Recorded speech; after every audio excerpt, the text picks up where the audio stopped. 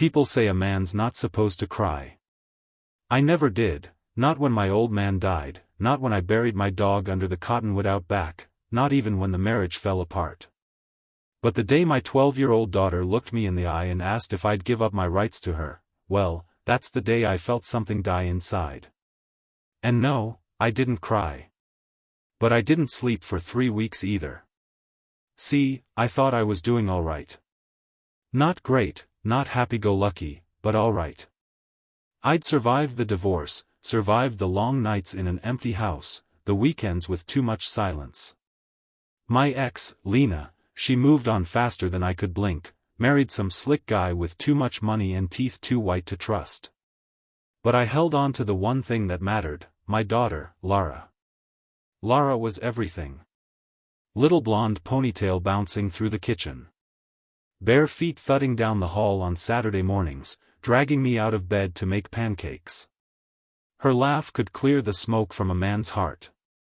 She was my reason, my anchor. Even when Lena left, I stayed steady for Lara. I never missed a weekend, not one. Showed up for every school play, every piano recital, every dentist appointment. She spent every other holiday with me, like the papers said. I kept a bedroom for her that I never touched, except to dust or change the sheets. Even kept the old bunny lamp she liked when she was 4.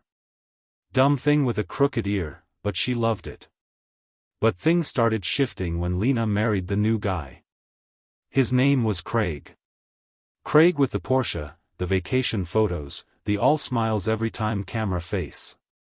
He had money, the kind that doesn't sweat, and Lena soaked it up like desert sand. It didn't take long for her to start weaving that new web around Lara. Started with fancy dresses and horseback riding lessons, then private tutors and summer trips to Italy. I couldn't compete. I didn't even try. Still, I figured love would win out. That Lara would know who showed up for the hard stuff, the quiet stuff. Turns out, kids don't measure love like that. They measure it in what's wrapped in paper and tied with bows. Then came the call. She was 12. Said she wanted to talk, just us, she said. We met at the park, sat on the same bench where I used to push her on the swings. She didn't swing this time. Just sat stiff, legs crossed, holding a soda she barely sipped. Daddy, she said, I have something to ask you. I blinked. What?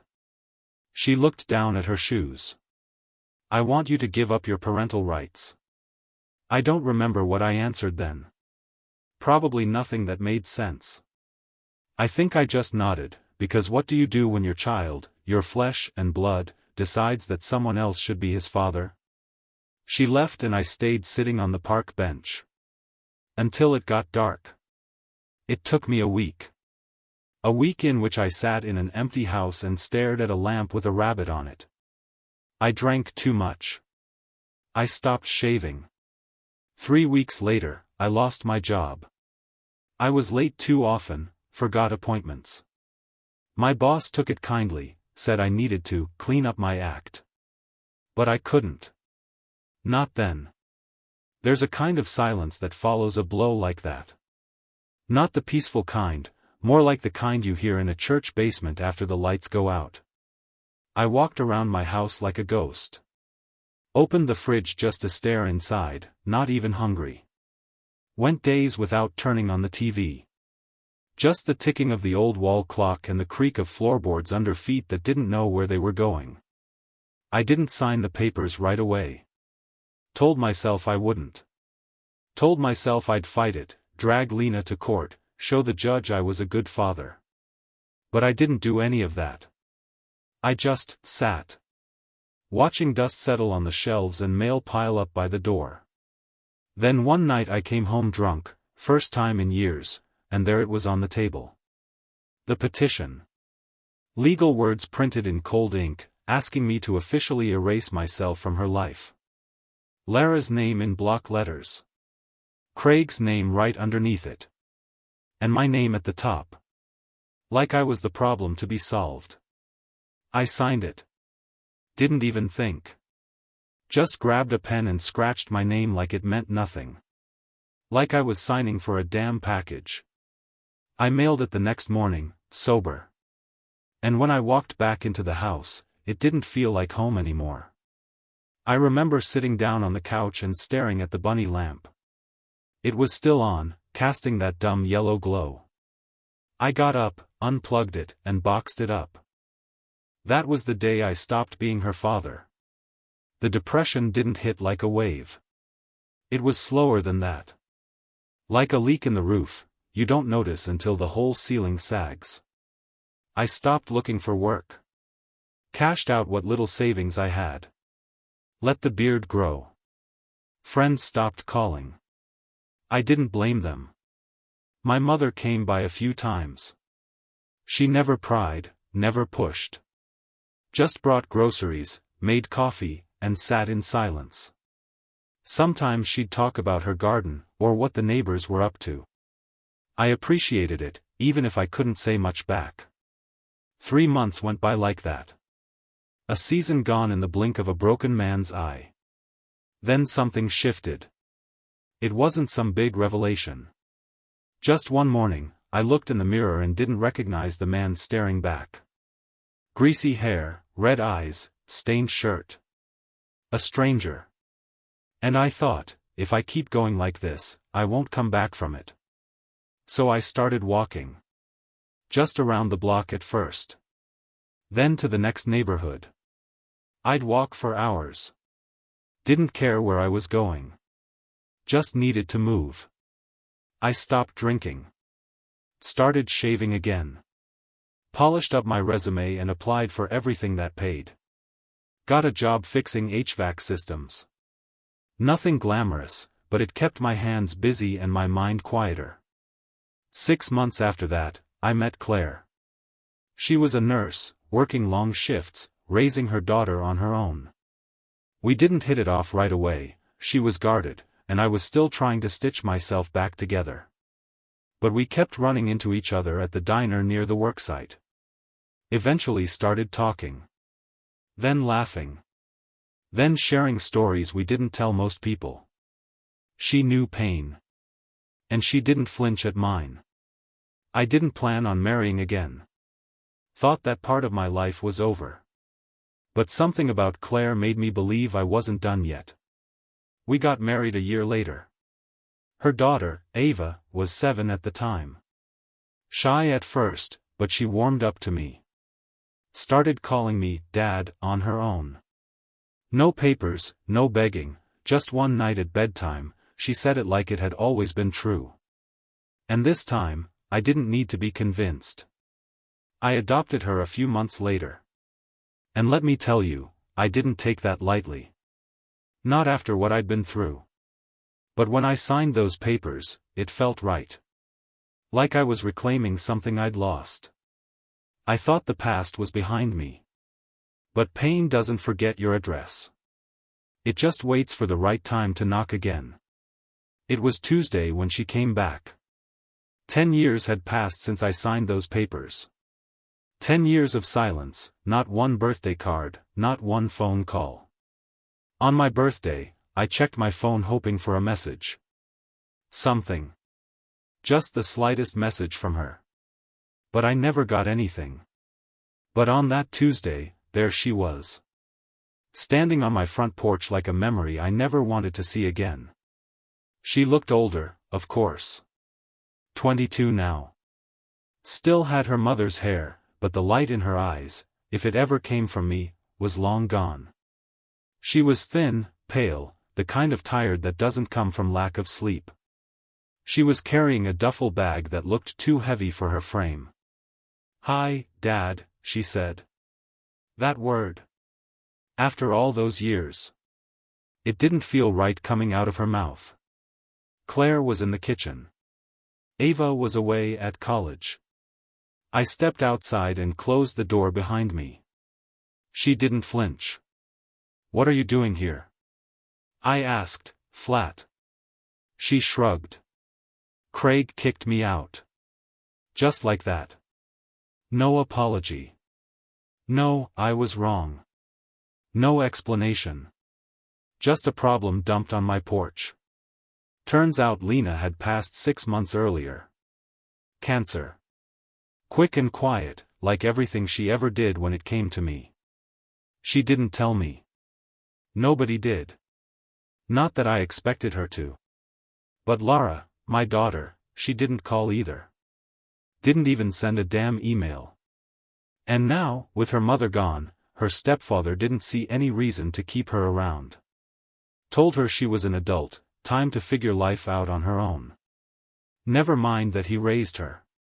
Never mind that I'd been erased so Craig could be the hero. He dropped her like a burned match.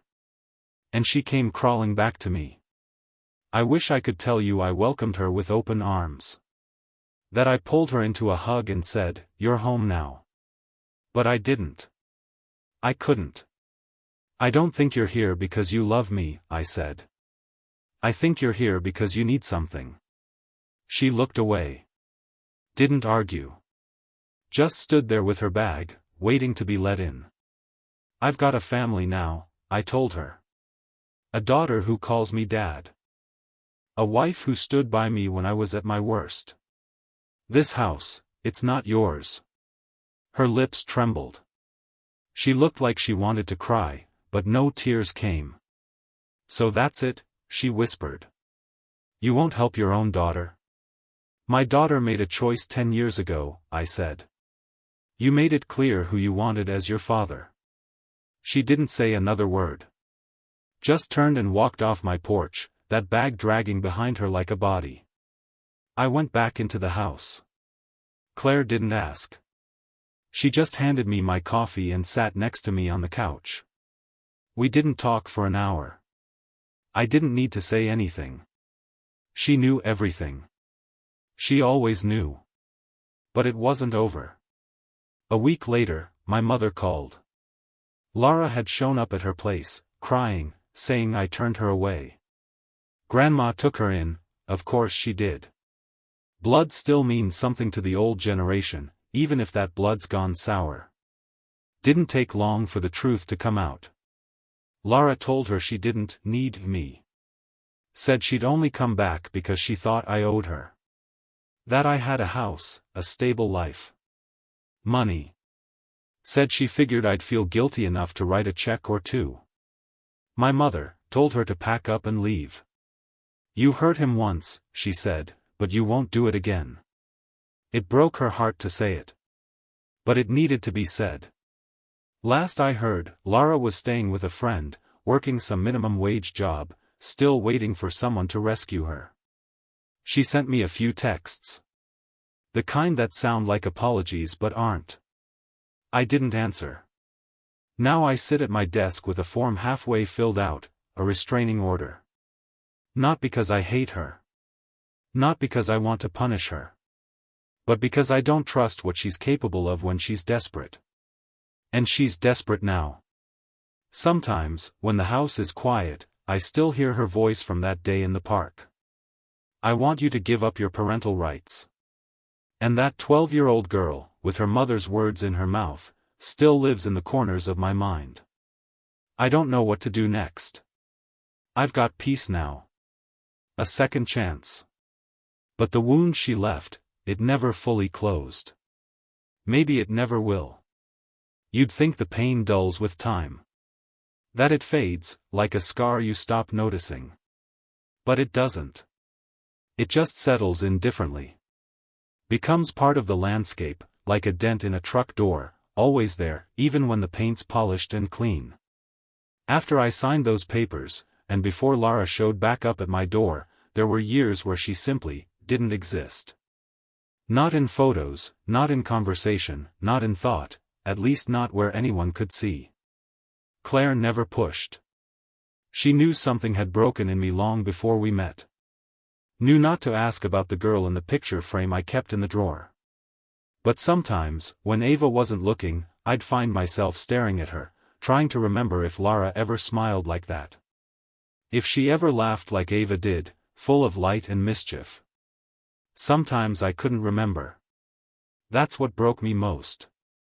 Claire saved me in small ways. The kind of ways most folks overlook. Hot coffee before sunrise. Her hand on my shoulder when I didn't know I needed it. A wordless look across the room that said, "I see you." That kind of love doesn't come often. And when it does, you don't mess it up. Raising Ava was different. I wasn't just a weekend dad this time. I was there for the scraped knees, the school bullies, the late-night tears over a lost friend. I learned how to braid hair, badly.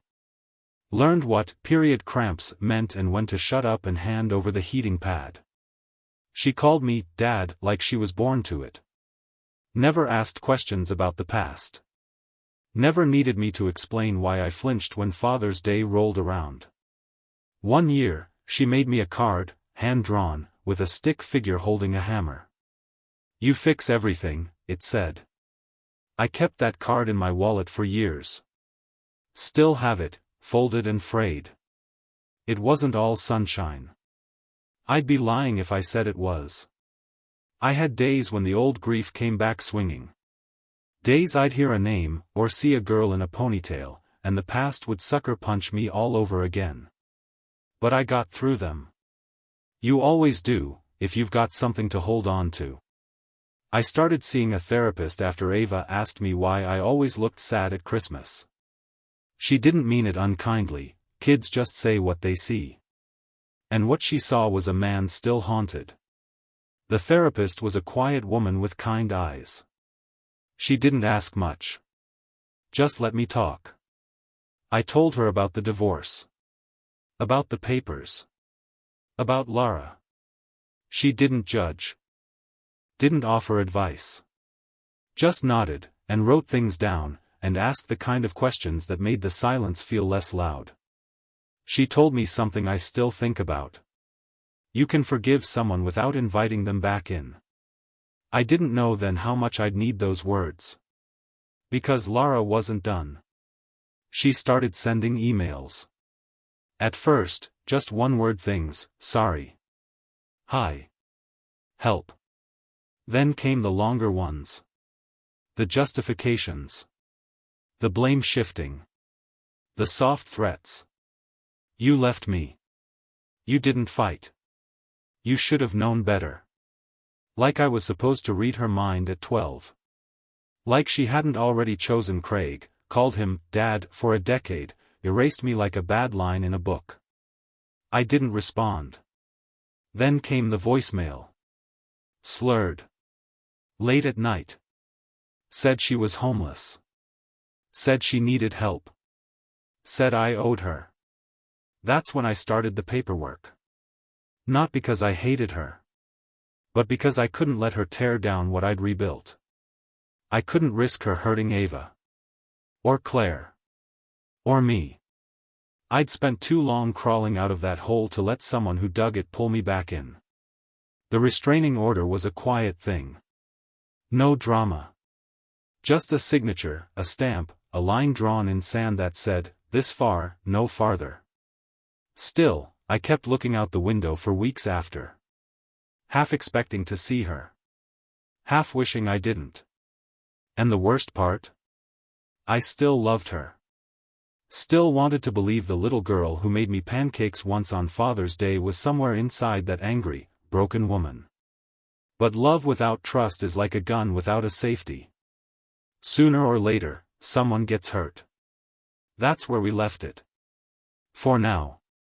After the restraining order was filed, things got quiet again. Too quiet. The kind of quiet that doesn't bring peace, just questions. Ugly ones. What kind of father gives up on his daughter? That's the one that kept circling me.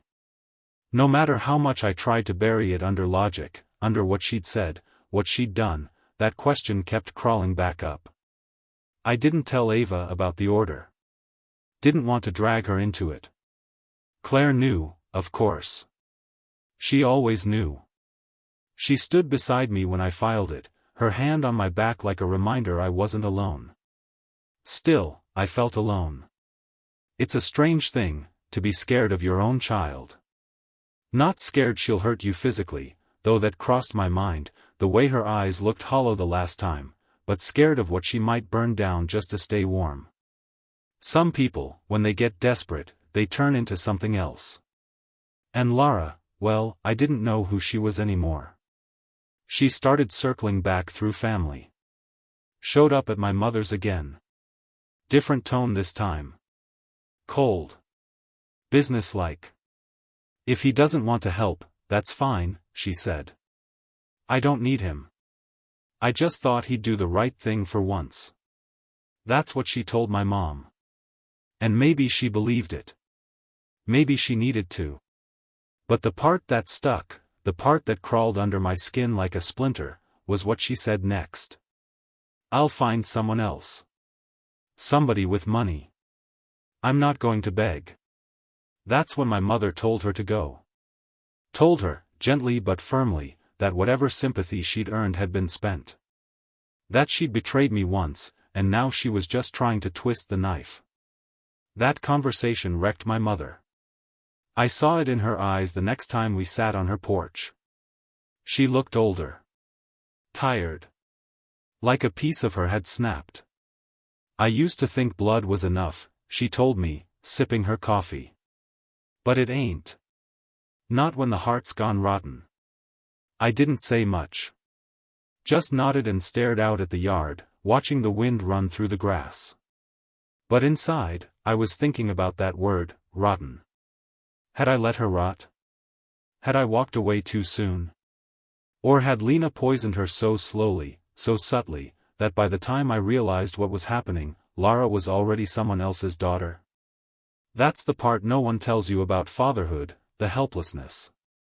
You think you can fix things with love, with time, with showing up. But sometimes love loses. Sometimes the other side has more glitter, more gifts, more lies dressed up in smiles. And when your child chooses that, well, you're left holding a ghost. A memory that doesn't answer your calls. I tried writing her once. A letter. Never mailed it. Said everything I'd wanted to say, how I missed her, how I'd tried, how I didn't know what else I could have done. I told her about the nights I sat outside her room, listening to her breathe. About the time she broke her arm falling off the slide and I carried her 3 blocks to the ER because my truck wouldn't start.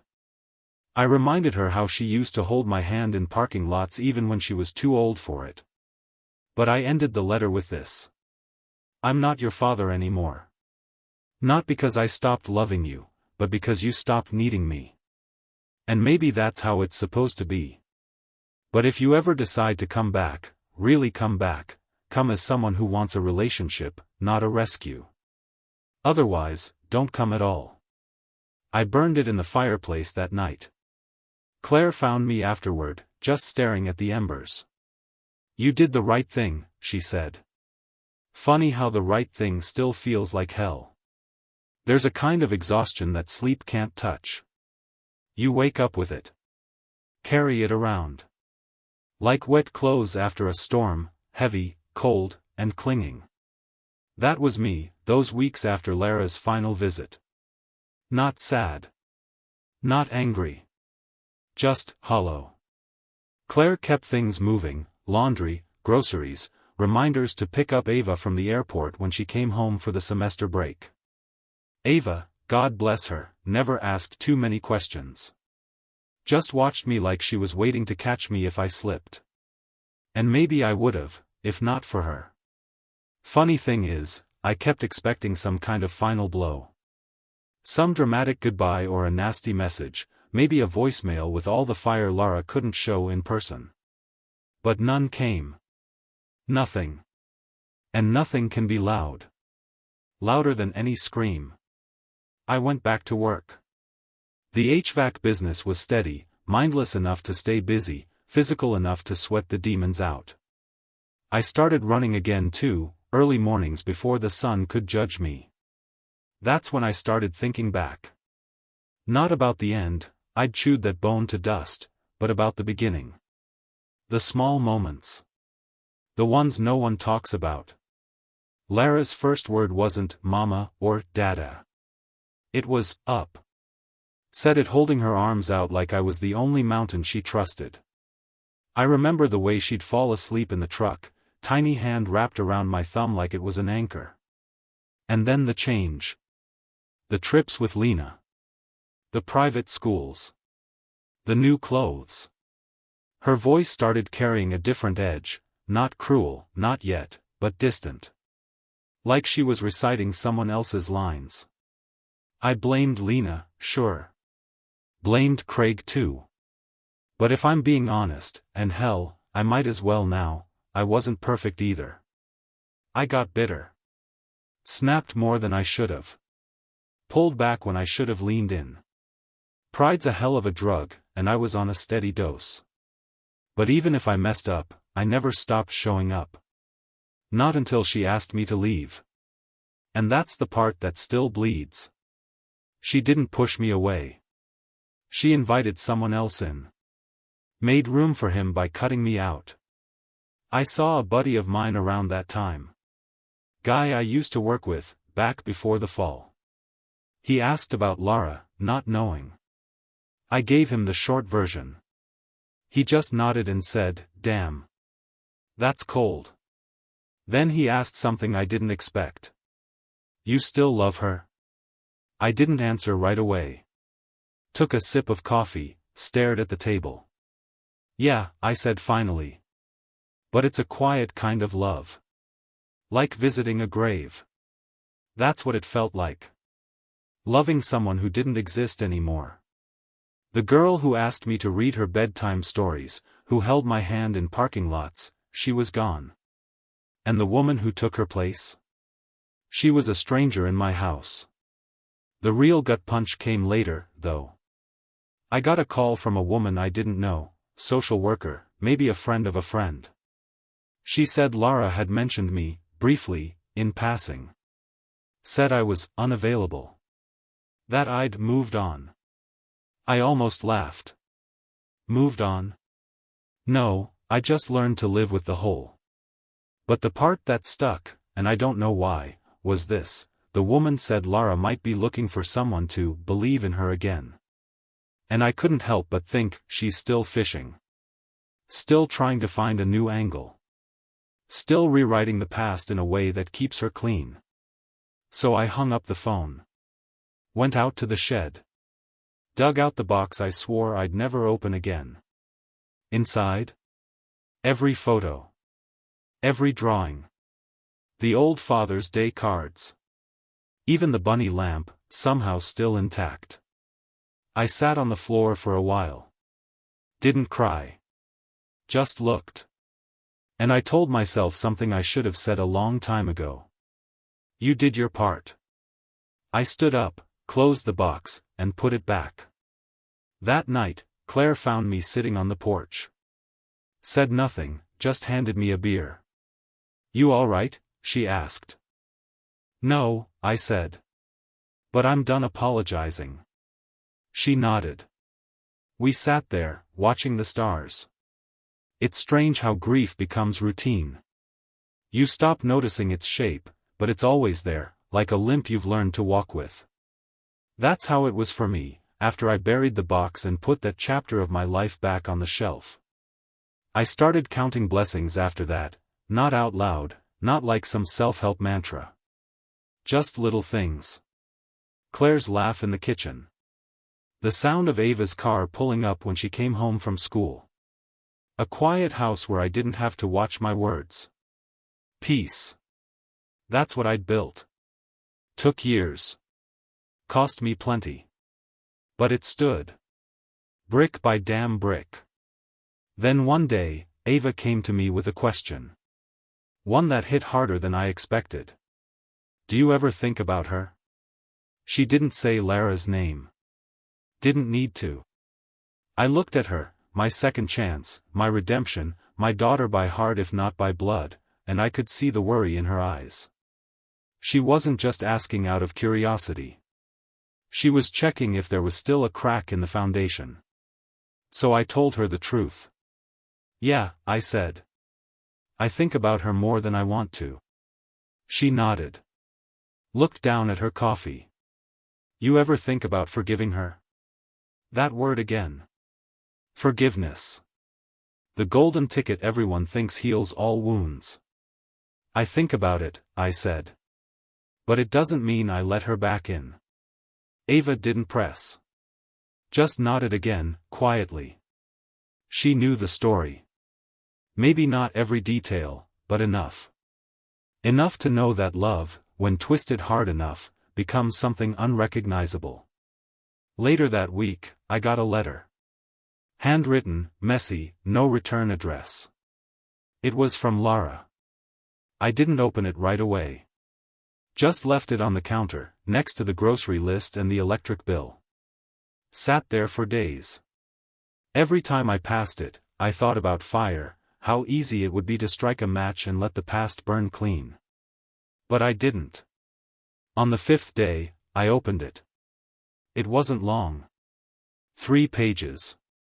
Mostly apologies, some vague talk about therapy, about learning what she'd done, what had been done to her. Said she didn't want money. Just wanted me to know she was trying. The last line stuck with me. I don't expect you to forgive me. I just hope you remember who I was before I became someone else. I read it twice. Then a third time. Folded it neatly and put it in my desk drawer. I didn't write back. Because that's the thing people don't get, sometimes forgiveness isn't about them. It's about not letting the pain rot you from the inside. It's about setting the damn thing down and walking away. And I had walked away. Years ago. And I was still walking. But I'd be lying if I said that letter didn't do something. Not healing. Not closure. Just a shift. That night, I pulled Ava's card out of my wallet. The one that said, "You fix everything." Held it in my hand a long time. I couldn't fix Lara. Hell, maybe I never could. But I fixed what I could. This home. This life. This second chance. And maybe that's enough. After the letter, things settled again. But differently this time. Before, the quiet felt like absence. Like something was missing. Now, it felt earned. There's a kind of peace that comes with age, not because you've figured everything out, but because you've stopped needing all the answers. That's where I was. Done looking over my shoulder. Done waiting for the next knock on the door. Lara didn't write again. No calls, no emails. Nothing. Sometimes I wondered if she expected me to chase her. That maybe the letter was a test. One last fishing line thrown out to see if the old fool still had it in him. But I didn't bite. Not because I stopped caring. But because I finally understood, you can't parent someone who doesn't want to be your child. That realization didn't come easy. Took years of guilt, sleepless nights, and second-guessing. Took watching Ava grow up and knowing what it meant to be chosen, not by blood, but by love. Ava graduated that spring. Claire and I sat in the stands, side by side, watching her walk the stage. I clapped until my hands hurt. She spotted us in the crowd, smiled like a sunrise.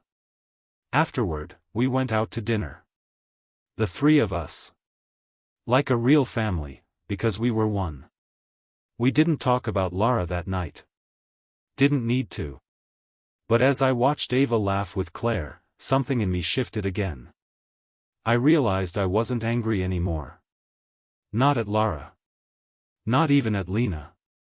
That bitterness I'd carried like a badge, it was gone.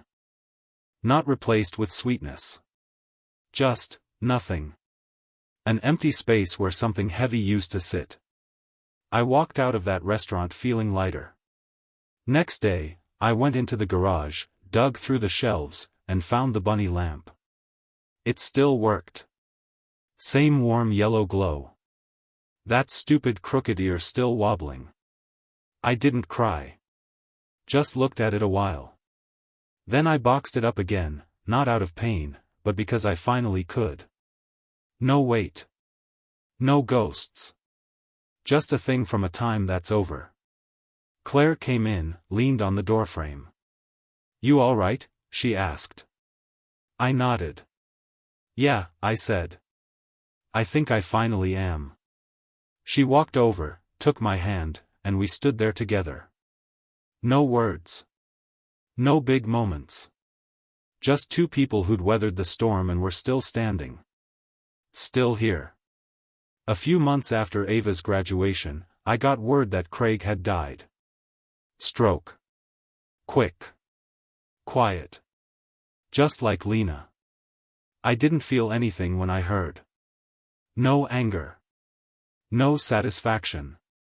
No sense of justice or karma. Just another chapter closed, like turning the last page of a book you never wanted to read in the first place. Lara didn't reach out. Not then. Not when she was free of both of them. And maybe that was the clearest sign yet, that I wasn't part of her world, not even as a footnote. But something about it stuck with me. Two people who'd shaped her, warped her, now gone. And she was still out there, drifting. I didn't know if she had a job, a place to live, someone to lean on. I told myself it wasn't my concern. But part of me still looked over my shoulder, just in case.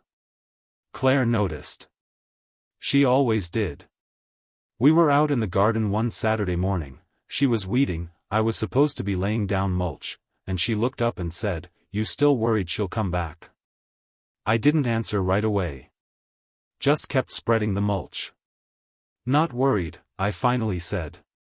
Just, not sure what I'd do if she did. Claire stood, brushed dirt off her gloves, and walked over. If she does, you'll know what to do.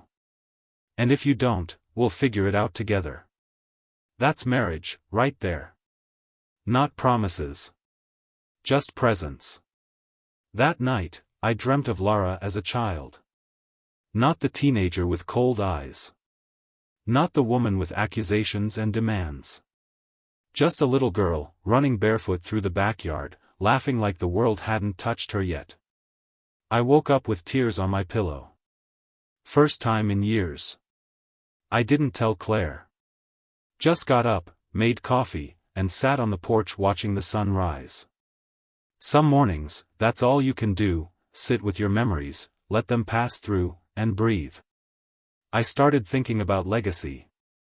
About what we leave behind. Lara had my blood. But Ava had my name. My presence. My effort. One came from me. The other was raised by me. And when I'm gone, only one will tell my story. I wrote a will the next week. Not out of spite. Just clarity. Everything goes to Claire and Ava. No questions, no confusion. I left a letter, too, not for Lara, but for Ava. Told her the truth. Not the whole painful saga. Just what mattered, that she saved me, that love is a choice, and that I was proud to be her father. She'll read it someday. Hopefully not soon. But when she does, she'll know. That her father didn't die bitter. He lived grateful. And he made peace with the past. Almost. It's quiet now. Not the kind of quiet that follows a fight. Not the hush of waiting for something bad to happen. Just, stillness. Like a pond that's finally stopped rippling. I sit on the back porch most evenings. Same old chair, same black coffee. Claire joins me sometimes, sometimes not. She knows I come out here to think. To remember. And forget. Lara never came back. Not after the letter. Not after Craig died. She disappeared again, like a leaf on the wind, directionless, untethered. People ask me sometimes, friends, old co-workers, even a neighbor who knew the gist of things. If she ever showed up again, what would you do? And I don't have a clean answer. There's still a piece of me that wants to grab her, shake the truth into her, scream what happened to you. But that part's quiet now. Worn down. Like a dull blade. Another part, maybe the wiser part, knows that I don't need to do anything. Because healing doesn't always mean reunion. Sometimes it means building something better in the ruins. I've done that. With Claire. With Ava. With this house that finally feels like home. I see Ava now, strong and steady, living her life without the shadows I once carried. That's legacy. That's what I gave the world. Not Lara's last name on a legal form, but Ava's laughter echoing through these walls. That's enough. And still, if Lara ever did come back, I think I'd open the door. Not to let her in. But to stand on the porch, look her in the eye, and say, I forgive you. But I won't lose myself again. Because that's the truth. I still love her. But love isn't a leash. It's a grave if you let it be. I've buried too many parts of myself already. Now I protect what's left. One morning, I'll be gone. This house will creak without me, the porch will stand empty, and my coffee cup will sit cold. But someone will find my story, maybe in this letter, maybe in Ava's memory, maybe just in the piece I leave behind. And they'll know. I was a father once. I lost my daughter. But I found my life.